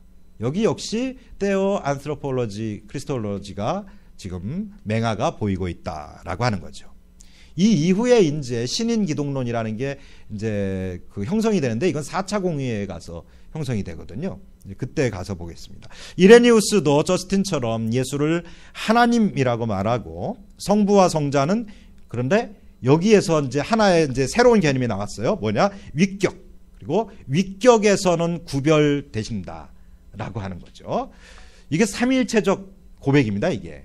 그래서 이런 고백들이 모아져 가지고 삼위일체 신앙 고백이 나오는 거거든요. 그 다음에 여전히 한 하나님이다. 위격에서 구별되나 여전히 한 분이신 하나님이다 라고 저스틴이 말하고 있다는 거죠. 자, 그러면 이런 철학적인 입장에 서 있으면서 철학적으로 매우 심도 깊은 도시 알렉산드리아에서 교리학교, 오늘의 신학교 교장을 했었던 클레멘트 혹은 클레멘스는 어떻게 생각하고 있었는가 하는 걸 좀 보겠습니다. 150년에서 215년, 좀 후대죠. 자, 이 후대에 지금 저스틴이 죽고 저스틴 사후 약 50년 후의 교부입니다. 이 사람에 대해서 이 사람이 뭐라고 말을 했는지 봅시다. 이 사람은 헬라 철학에 아주 능통하고 그랬던 분이었고 헬라 문학에도 아주 능통했던 분입니다. 이 클레멘트는 그리스도를 가리켜서 선제하신 그리스도라는 용어를 써요. 선제하신. 선제하신 그리스도로서의 창조자. 자, 이 개념은 아까 우리가 저스틴 마터에게서도 나왔었어요. 초기에 얘기할 때. 자, 우리가 지금 새로운 용어가 하나씩 나오는 걸 보는데 그 중에 선제하신 그리스도라는 표현을 말하고 있습니다. 그리고 그분은 어떤 분이냐? 창조주다. 그리고 피조되지 않으셨고 불멸하시는 유일하신 참 하나님이라고 말합니다. 자, 피조되지 않았다라고 하는 개념, 굉장히 중요한 개념이죠. 만약에 예수가 피조되었다라고 하면 그는 신으로서의 자격이 없어요. 그런데 피조되지 않으셨다. 그리고 그래서 이것을 독생하셨다라고 그래요. only begatten이라는 용어를 쓰는 거거든요. 누가 태어나게 한 게 아니라 스스로 낳았다는 거죠. 그래서 피조되지 않으셨고 불멸하시는 유일하신 참 하나님이라고 말합니다. 불멸한다라는 용어는 지금 이 사람이 헬라 플라톤 철학에 아주 능통해 있거든요. 이 개념을 차용해가지고 철학적으로 지금 예수를 설명하다 보니까 불멸한다는 용어를 쓰고 있어요. 그리고 성자는 전능하신 아버지 하나님 다음에 존재한다. 계시다라고 말합니다. 이건 오늘 후대의 그 신학적 개념 정리로 한다면 종속론적 개념이라고 말할 수 있습니다. 누차 말씀드리지만 이 시대에는 상당히 종속론적 개념이 강했고 또 어떻게 보면 유일신론적 개념이 강했습니다. 이제 그러면서 여기에 대해서 예수에 대하여 엉뚱한 소리들을 하는 사람들이 나오게 되니까 교회가 정통신앙을 확립을 해요. 그래서 기독론도 확립하고 삼일체론도 확립하고 기독론도 확립하고 이렇게 가는 거예요. 순서가 거꾸로 되는 겁니다. 이분의 쓴 이교도에 대한 권면 10장에 보면 이런 말을 합니다. 신성의 최고 선언, 예수를 가리켜서 신성의 최고 선언이라 그래요. 하나님의 신성의 최고의 선언, 매니페스토라고 영어로 말하는데요. 최고의 표현, 선언이라고 그렇게 표현하고 있습니다. 무슨 얘기겠어요? 하나님이 더 이상 이 예수 이외에 다른 어떤 방법으로도 다른 어떤 것으로도 하나님 자신을 그렇게 내어줄 수 있는 방법이 없다 이거예요. 최고로 하나님을 완전하게 보여주셨다는 거죠. 바로 그런 신성의 최고의 매니페스토, 선언이라고 말합니다. 그리고 주와 동등하게 우주를 만드신 분, 역시 창조론적 입장에서 그리스도를 보는 개념들이 강하다는 걸 볼 수 있죠. 이것은 구약적인 어떤 하나님 이해와 상통하고 있는 것이고요.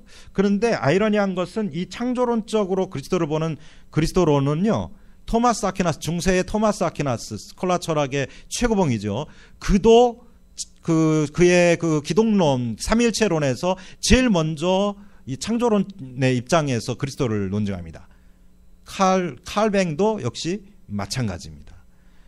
우주를 만드신 분으로서의 창조주 하나님으로서의 예수를 이해하고 있다.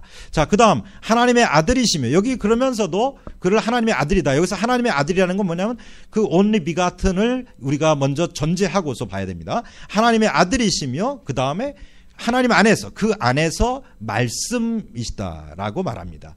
요한의 개념을 지금 여기서 말하고 있는 것이죠.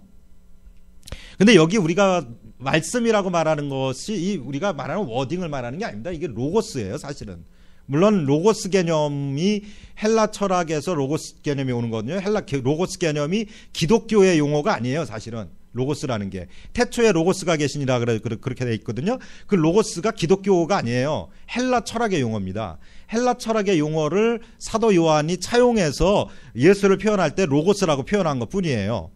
그거를 영어를 word라고 표현했다고 해서 우리말로 말씀이 계시다 그래가지고 이 말인 줄 알고 한국의 목사들이 말이 많은데, 신학생들이 말이 많은데, 신학생은 말하지 말고 들어야 돼요. 공부 시간에. 뭘 쥐뿔한다고 떠들고 대들고 건방을 떨지 말고, 예. 겸손하게 배워야지. 예수님도 겸손했다는데 예수님 제자 된다는 사람들이 뭘 안다고 와가지고 떠들어. 예. 들어. 자, 구세주는 신성의 최고의 선언이시고 그랬어요. 신성의 최고의 선언, 아까 말씀드렸어요. 매니페스토. 자, 아들이기에 우주의 주님과 동등하게 된 분. 약간 이런 계층적 그 구조를 가지고 있는 것처럼 느껴지죠. 따라서 클레멘트는 예수를 하나님으로 말하면서도 하나님과 동등하다고 보지는 않았어요. 본질적으로 동등하지 않다고 본 거예요. 약간. 근데요, 이런 개념이 325년에 4세기에 아리우스가, 물론 이 개념과는 전혀 다른 개념으로 말합니다만, 아리우스가 이렇게 말하면서 헤테로우시오스, 그죠? 헤테로 우시오스라고 하는 용어, 뭐라 그럴까요? 본질이 다르다라고 말함으로써 이단으로 쫓겨났는데, 지금 이 시기는 거기까지 지금 갈 정도의 시기가 아니다라는 점을 먼저 이해하면서, 그 다음에 이분이 철학자였다는 것, 이 점을 우리가 이해하면서 초기 교회의 맹아가 어떻게 발전해 가는 거냐, 예수 이해가 어떻게 지금 혼재하면서 발전해 가고 있는가를 지금 보고 있습니다. 그 다음에 테르툴리아누스, 터툴리안을 보겠습니다. 지금 우리는 동방을 봤어요. 그럼 서방을 좀 보겠습니다. 이 부분은 좀 빨리 넘어가야 될 것 같은데요. 테르툴리아누스는 160년경에 카르타고에서 태어났어요. 북아프리카는 매우 기독교적인 도시입니다. 여기에 유명한 카르타고라든지 혹은 그 키프리아누스라든지 하다못해 몬타누스 같은 이단도 여기에서 나타날 정도로 매우 기독교적인 도시 지역이 이 북아프리카 지역이었습니다. 그러나 600년대 620년 이후에 이쪽이 그냥 급격하게 갑자기 이슬람화되어 버리죠. 자, 어쨌든 이 테르툴리아누스는 라틴 교부의 아버지라고 말해요. 라틴 신학의 아버지, 이렇게 말할 정도였는데 법률가였고, 또 이분은 사제이면서 그러면서도 아주 경건한 그런 사람이었는데 철학자였죠, 역시. 그런데 이 사람이 당대 교회가 아주 엉망으로 나가는 것을 보면서 몬타니즘으로 빠져들어갑니다. 왜냐하면 몬타니즘이 매우 금욕적인, 그래서 신앙적으로 볼 때 외형이 매우 금욕적이고 아주 매너가 있었어요. 그런데 들어가 보니까 이제 아니다라고는 알고 나중에 이제 나오긴 했습니다만은, 어쨌든 이 테르툴리아누스는, 그래서 여기 그림에 보시면은, 이건 이제 성화에 보시면은 얼굴에, 다른 분들은 얼굴에 이렇게 동그랗게 되어 있죠. 이렇게 광채가 이렇게 되어 있단 말이에요. 근데 이분은 없어요. 없는 이유가 뭐냐? 흠결이 있어. 몬타니즘에 들어가다 나왔다는 거죠. 예. 그래서 이 성화를 그려도 이렇게 그런 그리는 데는 다 이유가 있는 겁니다. 그리고 신학적 이유가 있는 것이지 그냥 그림 잘 그리는 사람이 그렸다고 해서 그게 성화되는 거는 아니라는 거예요. 자, 어쨌든 그는, 구세주는 신성의 최고의 선언이다. 역시 똑같이 이야기해요. 그는 신성의 최고의 선언이다. 그리고 아들이기에 우주의 주님과 동등하게 되신 분이다 라고 말합니다. 그래서 예수를 하나님으로 말하면서 하나님과 동등되게, 이거 어디로 갔어요? 거꾸로. 자, 삼위일체에 관련된, 그 테르툴리아누스는 삼위일체에 관련되는 라틴어 용어를 사용합니다. 자, 트리니타스라고 하는 표현이죠. 트리니타스, 삼위일체인데요. 트리니타스, 그 다음에 substantia, 그리고 페르소나, 이런 개념들을 사용을 하고요. 기독론에 관련되어서는 크리스티드루 나트라이라고 하는 용어를 씁니다. 이건 나중에 다 설명될 거예요. 구원론에 관련되는 satisfactorio라고 하는 용어, 이제 만족소리라는 거예요. 예수께서 십자가의 죽으심으로 하나님을 만족시켰다, 이런 얘기인데요. 이런 용어들을 이제 그 최초로 사용을 합니다. 그러니까 신학 용어가 비로소 이제 신학자 안에서, 그러니까 교부들 안에서 신학 용어가 나타나고 있다는 거죠. 신학이 형성됐다라고 말할 수 있습니다. 그러면서 이분의 그 고백, 예수에 대한 신앙 고백, 우리가 사도신경에 가지고 있는 그 신앙 고백 그대로, 그리스도의 육체의 부활, 죽음에 관련되는 이야기들을 하고 있다는 거죠. 그런데 특이할 것은 서로 분리될 수 없다. 성부와 성자와 성령, 삼위가 분리될 수 없다라는 개념을 분명하게 선언하고 있다는 거죠. 그러나 이때에 이 테르툴리아누스에게서는 삼중성이라는 표현을 써요.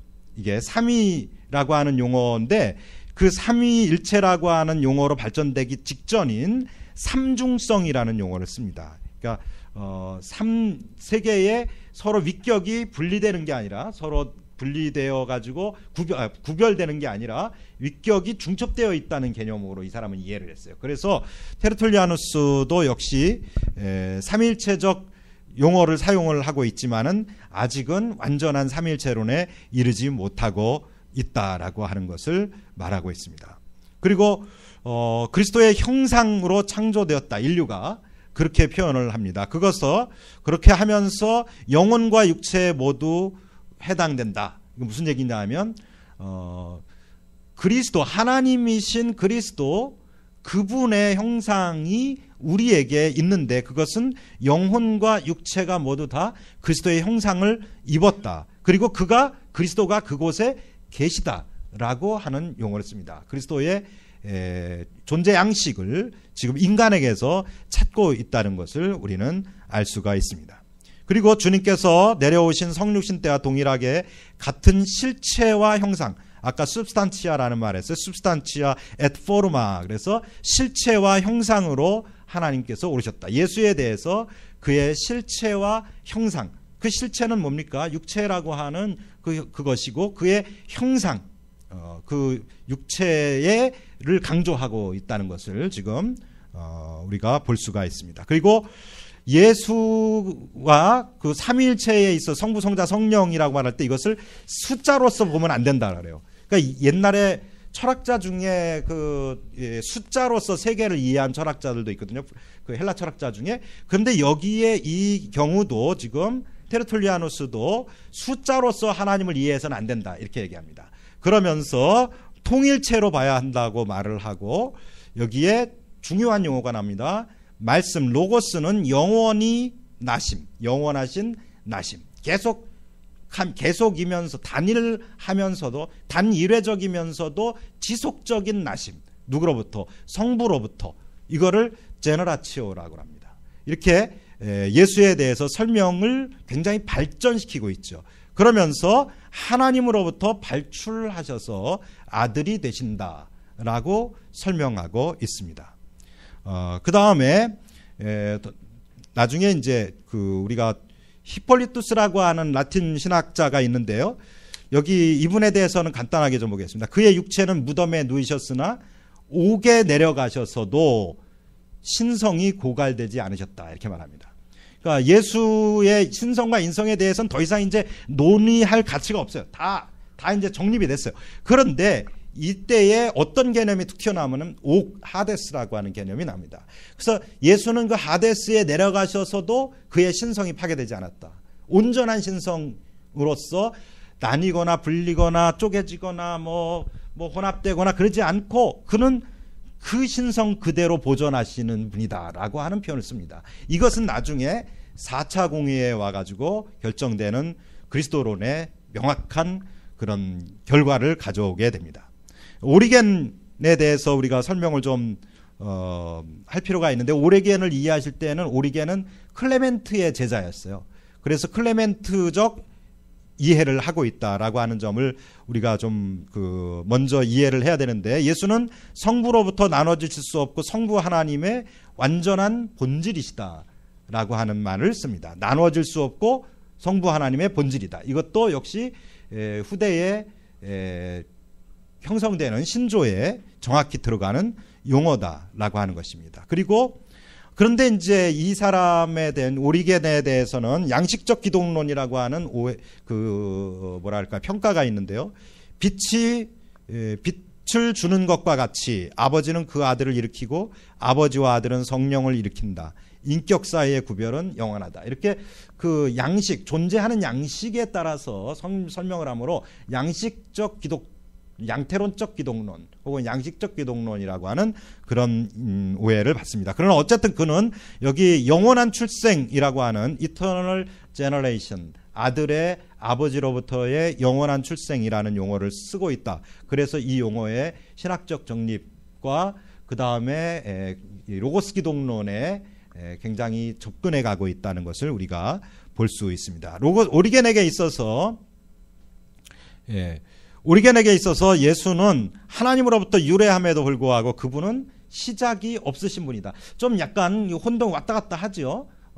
종속론적 개념, 양식적 개념, 그러면서도 시작이 없다. 이런 개념을 좀 쓰고 있어요. 다시 말씀드리지만 지금 이거는 신학이 정립되어가는 과정이다라고 하는 점을 이해하시길 바랍니다.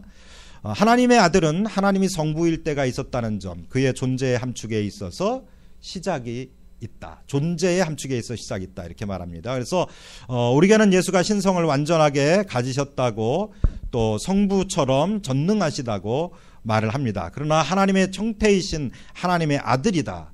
이렇게 말을 하므로 양식 독재론, 양식적 기독론에 빠지게 되는 오류가 발견되고 있다라고 말할 수 있습니다. 그럼에도 불구하고 예수는 인성과 신성 두 본성을 가지신 분이라고 분명히 말하고 있습니다. 이와 같은 개념은 프린시피스라고 하는 그 원리에 대하여라고 하는 책인데요. 이런 책들, 철학적인 책입니다. 이런 책에서 이야기를 하는데 한 가지 꼭 설명해 하고 끝내야 될 것이 있는데 바로 오리겐은 그 알렉산드리아의 그 클레멘트의 로고스 개념을 가져와서 그리스도에 대한 세상을 발전시키는데 두 하나님으로까지 하나님을 예수를 이해합니다. 그러니까 여기에 투라고 하는 용어는 세컨드라고 여러분들이 이해하셔도 무방할 수도 있을 것 같아요. 그런데 오리겐은 그 아들을 제2의 하나님이라고 말합니다. 하나님이 계시고 제2의 하나님. 그래서 이런 것들 때문에 오리겐이 이단성 논쟁이 있고 아까도 보셨지만 오리겐의 머리에도 동그란 그 광채가 없습니다.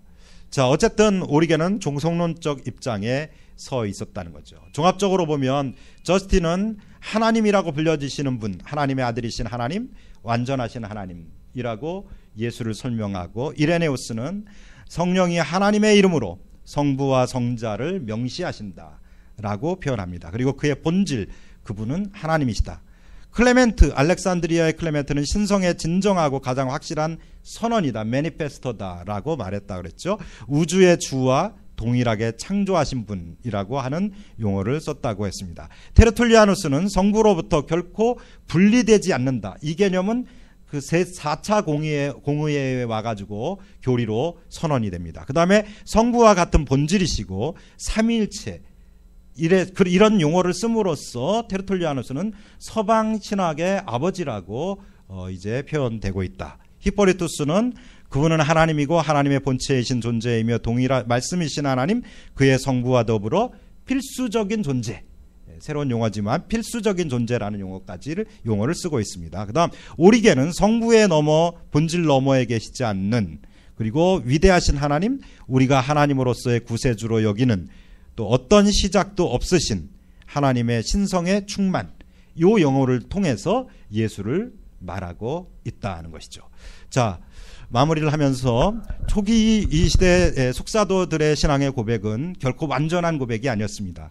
이것은 완전을 향하여, 그리스도 신앙에 대한 그리스도 신앙의 완전을 향하여 나아가는 가교에 있었고, 이 신앙은 발전해 가고 있고, 이 신앙의 발전으로 인하여 신학이 정립이 되고 그 안에서 우리의 신앙 고백서가 나오게 된다라고 하는 것을 말씀드리므로 오늘 강의를 마치도록 하겠습니다. 여러분 고맙습니다.